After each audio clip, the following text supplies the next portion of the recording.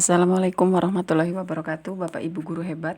Bertemu kembali di channel Gemi Gongbu, Bapak Ibu. Kali ini kita akan bersama-sama membahas soal beserta jawaban dan pembahasannya, yaitu tryout UKPPPG tahun 2024. Dan untuk Bapak Ibu yang baru bergabung, silahkan klik subscribe supaya Bapak Ibu tidak tertinggal ketika kami mengupdate video terbaru. Dan untuk Bapak Ibu yang sudah bergabung, kami ucapkan terima kasih dan semoga Bapak Ibu lulus di UKPPPG tahun 2024 sehingga mendapatkan sertifikasi pendidik di tahun ini. Mari Bapak Ibu kita simak soal yang pertama. Pada aktivitas pembelajaran di kelas, guru memberikan soal pada peserta didiknya sebagai berikut.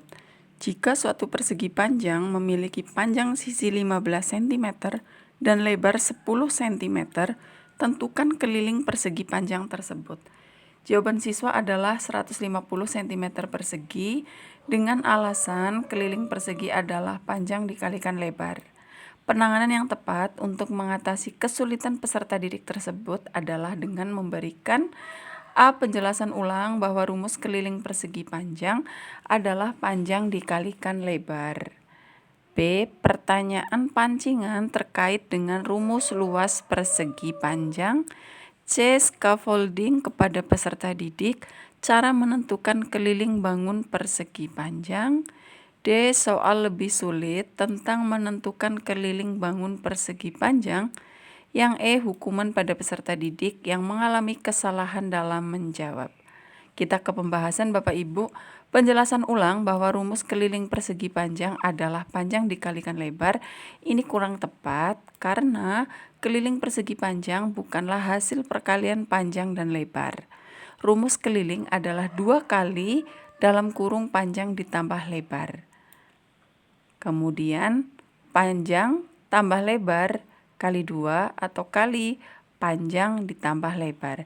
Jadi siswa akan tetap bingung jika dijelaskan kembali dengan cara yang salah walaupun kita mengulanginya Bapak Ibu. Kemudian yang kedua, pertanyaan pancingan terkait dengan rumus luas persegi panjang. Ini juga tidak tepat karena kesalahan siswa berkaitan dengan keliling bukanlah luas. Pertanyaan pancingan tentang luas tidak akan membantu siswa memahami konsep keliling. Jadi ini juga kurang tepat ya Bapak Ibu. Kemudian yang C, scaffolding kepada peserta didik, cara menentukan keliling bangun persegi panjang. Ini adalah jawaban yang tepat karena scaffolding adalah strategi pembelajaran yang memberikan bimbingan secara bertahap. Guru dapat memberikan petunjuk atau langkah-langkah untuk membantu siswa memahami bagaimana cara menentukan keliling yang benar, yaitu dengan menggunakan rumus 2 kali panjang ditambah lebar. Kemudian yang keempat, soal lebih sulit tentang menentukan keliling bangun persegi panjang. Ini kurang tepat karena sebelum meningkatkan kesulitan soal, siswa harus terlebih dahulu memahami konsep dasar keliling persegi panjang dengan benar. Dan yang kelima, hukuman pada peserta didik yang mengalami kesalahan dalam menjawab. Nah, memberikan hukuman tidak efektif Bapak Ibu karena dalam membantu siswa memahami materi, fokus pembelajaran haruslah memberikan pemahaman, bukan memberikan hukuman atas kesalahan. Jadi, jawaban dari pertanyaan di atas adalah memberikan scaffolding adalah pendekatan yang tepat untuk membantu siswa mengatasi kesalahan dalam memahami rumus keliling persegi panjang. Untuk nomor 1 Bapak Ibu, dan sekarang kita ke nomor 2. Seorang guru melakukan pembelajaran di kelas untuk membuat peserta didiknya kompeten tentang rumus luas segitiga. Untuk mencapai harapannya tersebut, guru melakukan pengelolaan kelas yang berpusat pada peserta didik. Pernyataan di bawah merupakan pengelolaan kelas yang berpusat pada peserta didik. Pilihlah jawaban yang benar dengan memberi tanda checklist untuk jawaban benar lebih dari 1. Kita ke pembahasan Bapak Ibu. Soal ini berkaitan dengan pengelolaan kelas yang berpusat pada peserta didik, di mana guru ingin membuat siswa kompeten dalam memahami rumus luas segitiga. Jadi jawaban yang benar lebih dari 1 dan berikut adalah analisisnya. Yang pertama, guru membagi peserta didik menjadi 5 kelompok dan tiap kelompok diberi lembar kerja menentukan luas segitiga. Setiap kelompok diminta untuk berdiskusi lembar kerja yang diberikan. Setelah diskusi selesai, salah satu kelompok diminta untuk presentasi dan kelompok lain untuk menanggapi. Terakhir, guru memberikan penguatan materi. Ini kita bisa checklist ya Bapak Ibu. Kemudian alasannya kenapa? Karena pendekatan ini melibatkan diskusi kelompok yang memungkinkan siswa untuk aktif berpartisipasi, saling berbagi pendapat, dan menguatkan pemahaman mereka.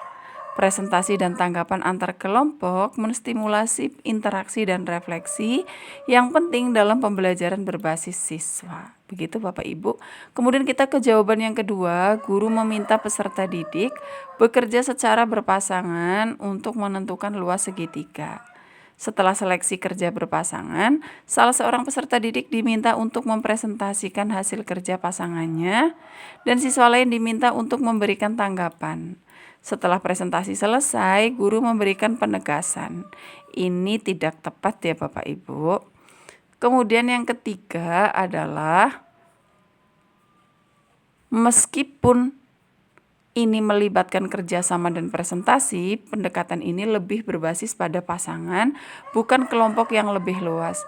Jika dibandingkan dengan pendekatan kelompok yang lebih besar, kerja dalam kelompok besar bisa lebih meningkatkan interaksi antar siswa yang lebih beragam. Tadi jawaban yang kedua Bapak Ibu. Dan jawaban yang ketiga, guru membagi peserta didik menjadi 5 kelompok, dan tiap kelompok diberi soal menentukan luas segitiga.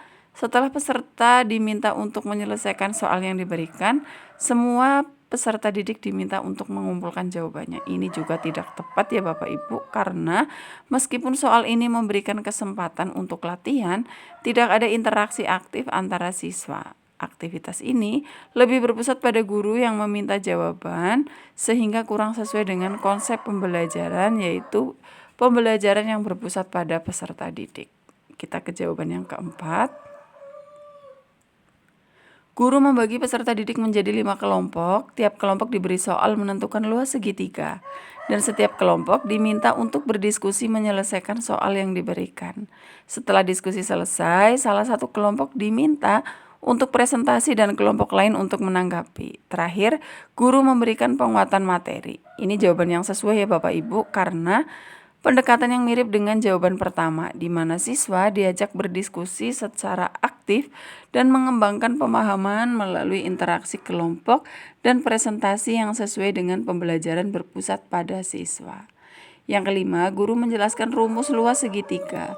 Semua peserta didik diberi latihan untuk menghitung luas segitiga, dan semua peserta didik diminta untuk mengumpulkan hasil pekerjaannya. Ini salah ya Bapak Ibu, karena pendekatan ini sifatnya lebih tradisional, di mana perlu mendominasi proses pembelajaran dengan pendekatan langsung dan tugas mandiri tanpa adanya interaksi aktif antara siswa.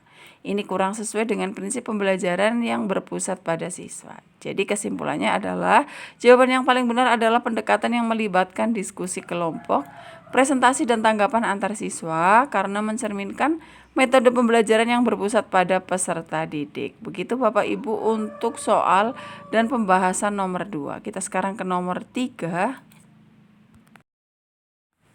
Kita ke nomor 3 Bapak Ibu.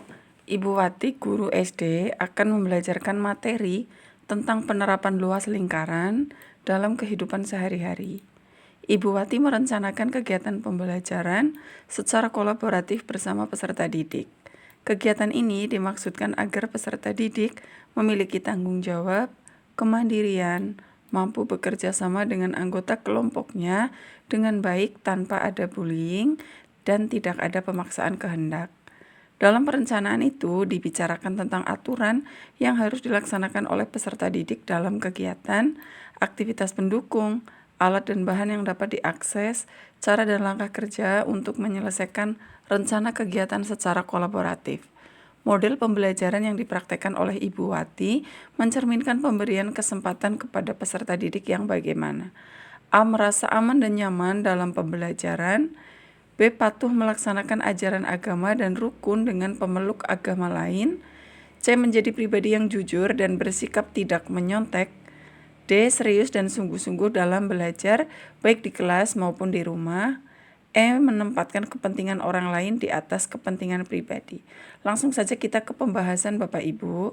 Berdasarkan soal yang diberikan, Ibu Wati merencanakan kegiatan pembelajaran kolaboratif dengan tujuan agar peserta didik merasa aman, nyaman, bertanggung jawab, mandiri, dan mampu bekerja sama tanpa adanya bullying atau pemaksaan. Model pembelajaran ini memberikan kesempatan kepada peserta didik untuk terlibat dalam kegiatan secara aktif. Pembelajaran kolaboratif yang direncanakan Ibu Wati memberikan suasana di mana peserta didik tidak dipaksa dan tidak ada tindakan bullying. Kegiatan ini mendorong peserta didik untuk merasa nyaman dan aman ketika mereka diberi kesempatan untuk bekerja sama secara sukarela dan terstruktur. Suasana yang mendukung seperti ini akan membuat peserta didik lebih nyaman dalam berpartisipasi sesuai dengan deskripsi soal yang menyebutkan tidak adanya pemaksaan kehendak. Jadi jawaban yang benar adalah merasa nyaman dan aman dalam pembelajaran. Kita ke soal nomor 4, Bapak Ibu. Seorang guru SD mengajar di sekolah yang lingkungan sekitarnya adalah peternakan ikan yang diternakan di kolam. Pada pertemuan yang akan datang, guru mengajak peserta didiknya belajar menentukan volume balok. Desain pembelajaran yang dilakukan guru tersebut yang sesuai dengan kondisi lingkungan peserta didik adalah A. Guru mengajak peserta didik belajar di luar, mengamati kolam ikan yang berbentuk balok dan meminta peserta didik untuk mengukur panjang dan lebar serta kedalaman kolam ikan dan meminta peserta didik menghitung volume dari kolam ikan tersebut. B. Guru menjelaskan cara menentukan volume balok, kemudian meminta semua peserta didiknya mengerjakan soal latihan. C. Guru menampilkan slide presentasi bangun balok dan contoh menghitung volume balok. D. Guru mengajak peserta didik berdiskusi di kelas tentang soal-soal luas permukaan balok. D. Guru mengajak peserta didiknya melihat tayangan video pemahaman. Ini melihat tayangan video permainan renang di aplikasi streaming video dan mengajak peserta didik menghitung volume kolam renang. Ini yang mana Bapak Ibu, kita langsung saja ke pembahasan. Berdasarkan soal yang diberikan, guru ingin mengajar peserta didik cara menghitung volume balok dengan kondisi lingkungan. Peserta didik di lingkungan yang berada di sekitar peternakan ikan di kolam. Desain pembelajaran yang ideal adalah yang dapat menghubungkan konsep matematika yaitu volume balok dengan lingkungan sekitar mereka. Jadi jawaban yang paling tepat adalah guru mengajak peserta didik belajar di luar untuk mengamati kolam ikan yang berbentuk balok dan meminta peserta didik untuk mengukur panjang dan lebar serta kedalaman kolam ikan dan meminta peserta didik menghitung volume dari kolam ikan tersebut. Kenapa? Pendekatan pembelajaran kontekstual di mana guru mengaitkan materi dengan situasi nyata yang relevan bagi siswa, yaitu dalam hal ini peternakan ikan yang berbentuk kolam balok, akan lebih efektif Bapak Ibu dan melibatkan peserta didik langsung dalam mengukur kolam dan menghitung volumenya, memberikan pengalaman belajar yang lebih bermakna dan praktis dibandingkan hanya melihat presentasi atau video. Di sini siswa dapat memahami konsep volume balok dengan lebih baik ketika diaplikasikan pada objek nyata yang mereka kenali dari kehidupan sehari-hari. Begitu Bapak Ibu, kita lanjut ke soal berikutnya. Seorang guru SD berharap peserta didiknya mampu menjelaskan dan membuktikan teorema Pitagoras dan triple Pitagoras. Dalam salah satu langkah pembelajaran di kelas, peserta didik diminta untuk menganalisis langkah-langkah pembuktian teorema Pitagoras dengan berbagai cara. Langkah pembelajaran tersebut ditujukan untuk menumbuhkan kemampuan berpikir yang bagaimana. A. Representasi matematis, B. Kreatif matematis, C. Kritis matematis, D. Komunikasi matematis, E. Algoritmis matematis. Kita langsung ke pembahasannya Bapak Ibu. Berdasarkan soal, peserta didik diminta untuk menganalisis langkah-langkah pembuktian teorema Pitagoras dengan berbagai cara. Langkah ini ditujukan untuk menumbuhkan kemampuan berpikir yang melibatkan pemahaman mendalam terhadap proses pembuktian matematis. Jadi, jawaban yang paling tepat adalah kritis matematis, Bapak Ibu. Kenapa? Karena analisis langkah-langkah pembuktian teorema Pitagoras melibatkan pemikiran mendalam, kemudian evaluasi argumen, serta penilaian terhadap validasi setiap langkah dalam pembuktian. Kemampuan berpikir kritis matematis diperlukan untuk mempertimbangkan berbagai pendekatan dalam membuktikan suatu konsep seperti teorema Pitagoras dan memahami bagaimana setiap pendekatan mendukung pembuktian tersebut. Berpikir kritis memungkinkan peserta didik untuk mengevaluasi berbagai cara pembuktian dan memahami alasan logis di baliknya, Bapak Ibu. Jadi untuk nomor 5, jawaban yang paling tepat adalah kritis matematis. Kita langsung ke nomor 6, Bapak Ibu. Sebelum mengeksplorasi kosakata, peserta didik mendaftar peristiwa menarik di lingkungan sekitar untuk menjadi pilihan tema menulis. Ketika melakukan PR editing, peserta didik dianjurkan menggunakan daftar panduan checklist agar tulisan akhir menjadi lebih baik. Pada saat mengembangkan kerangka hingga menjadi teks naratif, peserta didik memperhatikan unsur intrinsik, alur, dan ilustrasi sebagai pelengkap. Kegiatan eksplorasi kosakata yang berkaitan dengan tema dilakukan dengan studi multiliterasi, mulai dari buku cetak, website, hingga buku elektronik. Proses editing dapat dilakukan dengan revisi berantai, yaitu semua peserta didik wajib memberikan revisi untuk produk teks naratif yang dibuat seseorang. Manakah jawaban yang benar? Kita langsung ke pembahasan, Bapak Ibu. Semua pernyataan yang diajukan dapat dianggap benar dan memiliki relevansi dalam konteks pengajaran keterampilan menulis teks naratif sederhana. Berikut adalah analisis untuk setiap pernyataan beserta alasannya. A. Sebelum mengeksplorasi kosakata, peserta didik mendaftar peristiwa menarik di lingkungan sekitar untuk menjadi pilihan tema menulis. Menyusun daftar peristiwa menarik sebelum mengeksplorasi kosakata membantu peserta didik untuk fokus pada tema yang akan ditulis. Dengan memahami konteks atau pengalaman yang relevan, mereka lebih mudah menemukan kosakata yang tepat untuk menggambarkan ide dan imajinasi mereka. Kita ke B, Bapak Ibu. Ketika melakukan PR editing, peserta didik dianjurkan menggunakan daftar panduan checklist agar hasil tulisan mereka menjadi lebih baik. Checklist memberikan struktur dan panduan yang jelas selama proses editing. Dengan menggunakan checklist, peserta didik dapat memastikan bahwa mereka tidak melewatkan aspek penting dalam teks naratif seperti penggunaan kosakata, alur cerita, dan unsur-unsur yang diperlukan.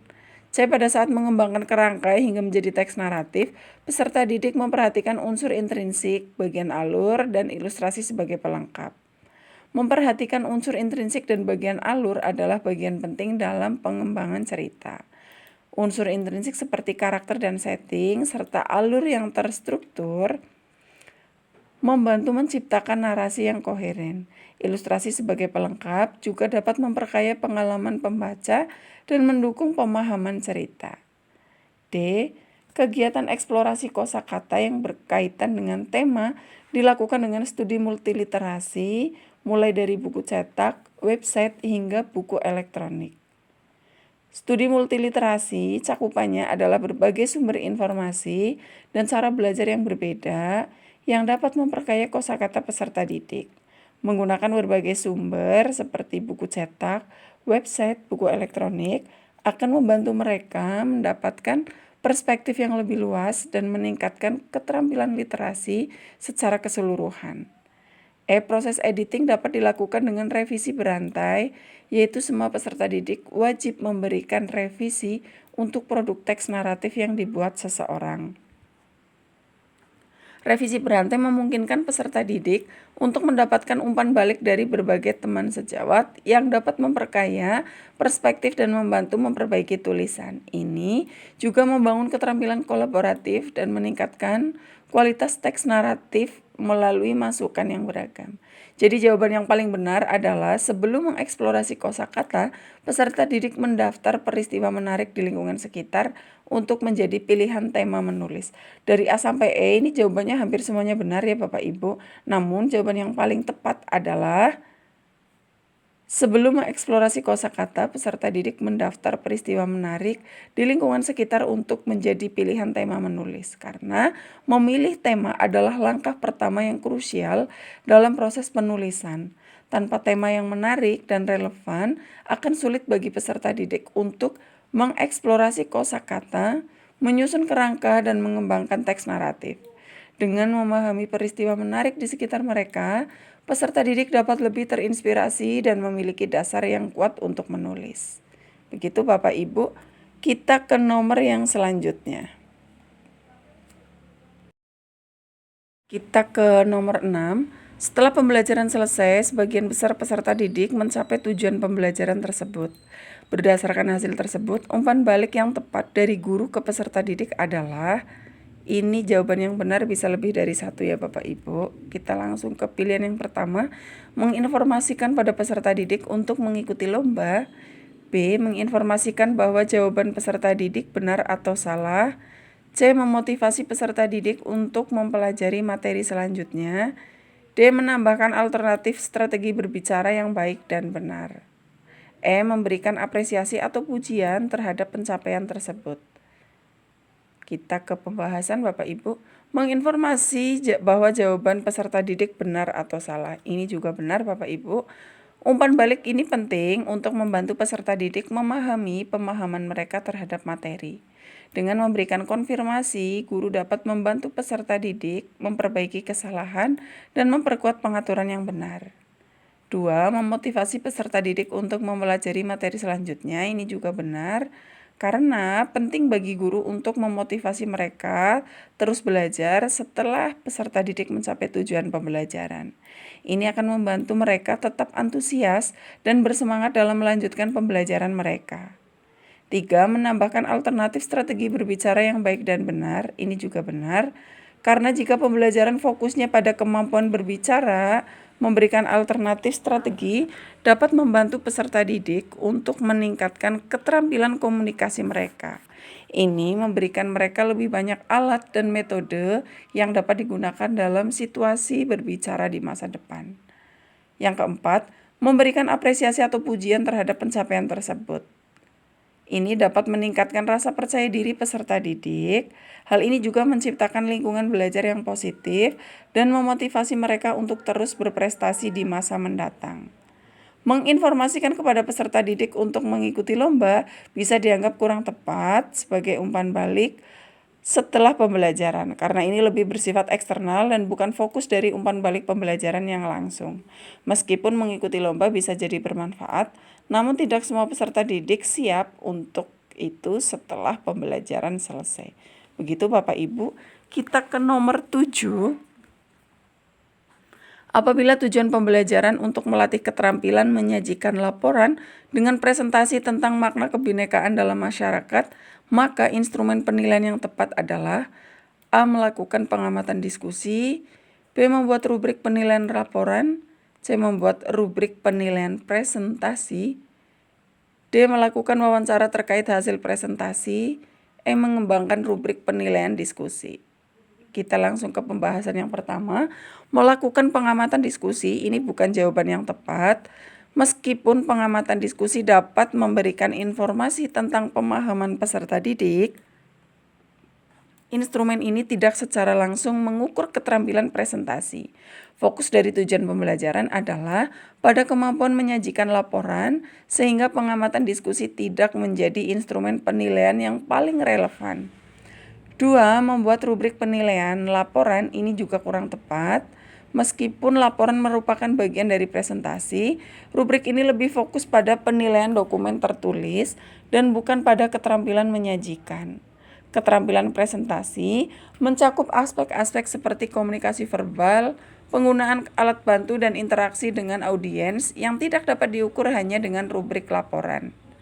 3. Membuat rubrik penilaian presentasi. Ini benar Bapak Ibu, alasannya ini adalah instrumen yang paling tepat karena rubrik penilaian presentasi akan secara spesifik menilai keterampilan menyampaikan materi di depan audiens.